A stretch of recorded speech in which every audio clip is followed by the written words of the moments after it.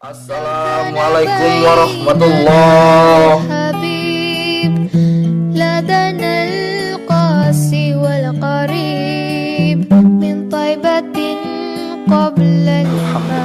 Pak Ustaz. Ya, Pak Iqbal. Assalamualaikum Pak Ustaz. Waalaikumsalam. Aku nak nanya Pak Ustaz. Yo nanya apa Pak Iqbal? Anak aku si Dedi nih, selama bulan puasa ini dia ni banyak teduknya.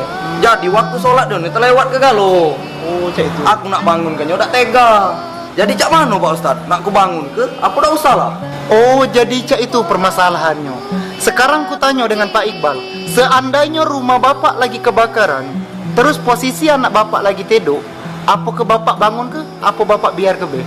Ku bangun ke Pak Ustaz? Bila perlu ku seret dia keluar dari rumah. Nah, itu baru panasnya akan api dunia Pak Iqbal. Madai bapak nak ngebiar ke anak bapak terbakar oleh api akhirat age.